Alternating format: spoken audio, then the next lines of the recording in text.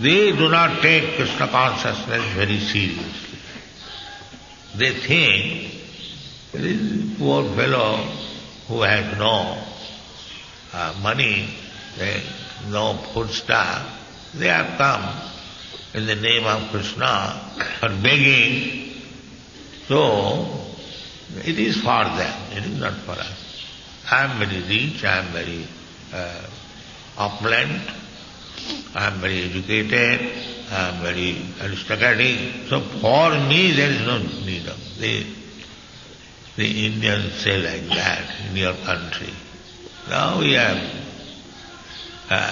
known this Krishna, Hare Krishna, now it is not needed. Now it is technology. So these puffed up persons cannot understand Krishna. One has to become very humble. Christ also says, the kingdom of God is for the humble and the meek. That is actually, and Krishna also says, Sarva dharman parittajya mamekam saranam vraja. This is the beginning of humbleness.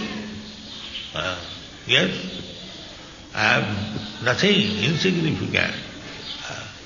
Bhaunam janmanamanti jnanavan mang. This is real knowledge. To remain always insignificant before Guru Krishna, then it is problem.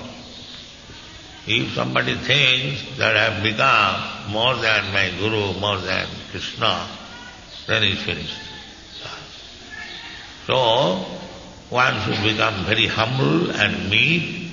It doesn't matter where he is situated, either this institutionally, brahmachari, grihastha, vanaprastha, sannyas. Even one has taken sannyas, he should remain always humble. So, never we should think that I have become very big personality. That was the instruction of my Guru Maharaj. Baro Vaishnava. I am very big Vaishnava.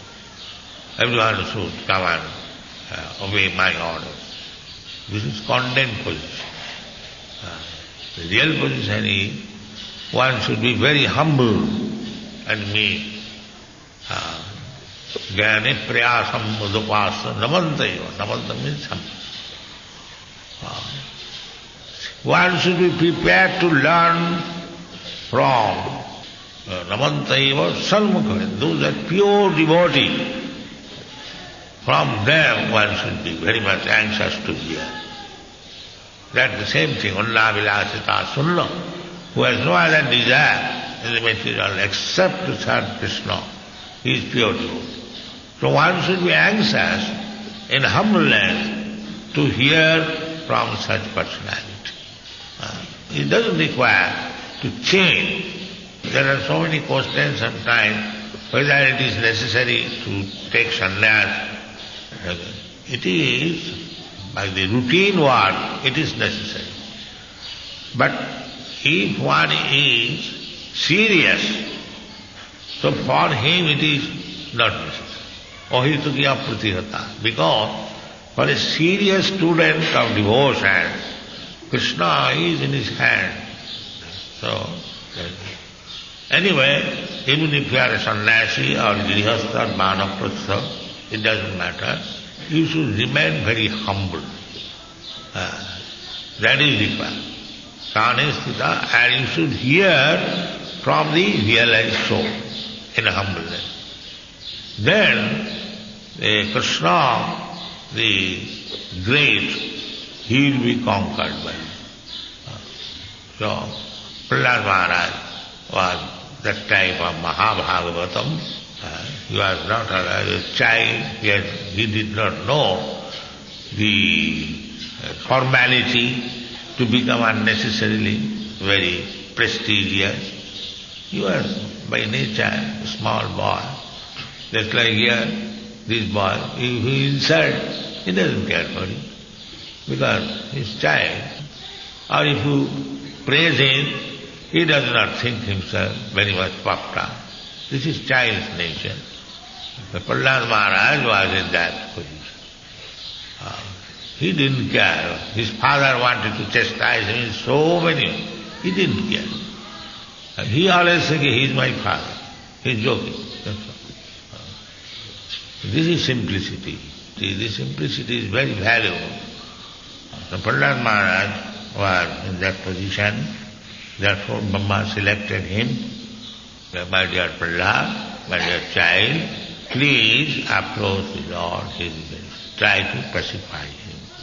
Prahladam presayamasa Brahma avasthitam antike tata. My dear child, my dear boy, tata prasamayo upehi. Please go forward and try to pacify him. Sapitre kupitam prabhu. Our Lord Prabhu, he has become very, very angry. Nobody can excel in his anger. Just like nobody can excel the Supreme Personality Godhead in anything.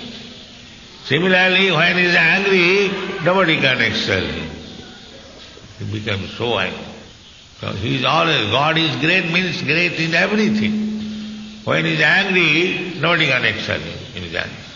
And when he is very peaceful, nobody can excel. This is God. Asama urdha. God means nobody is equal, nobody is great. So, when the Lord was angry, nobody can show his anger equally.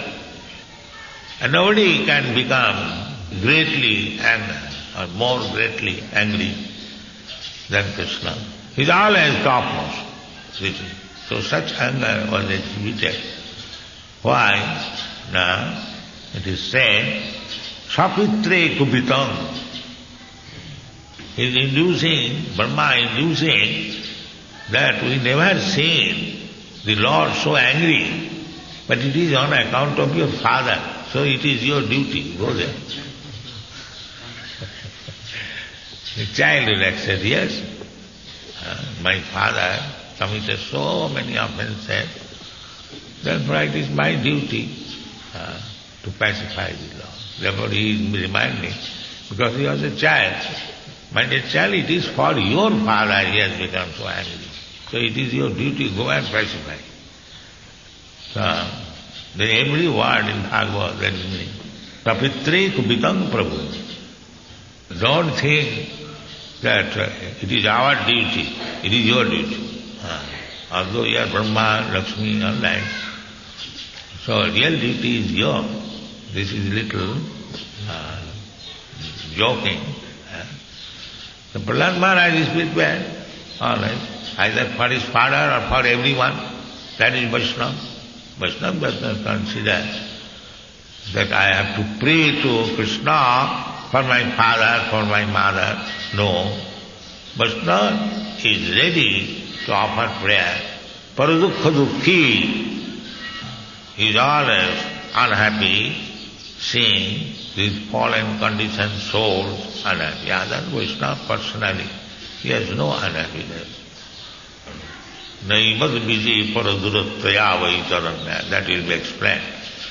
Tad vijjagayana maha mridamagna chitya suchi tato vimukhachi tasa maya sukhaya bharamudbhato mura.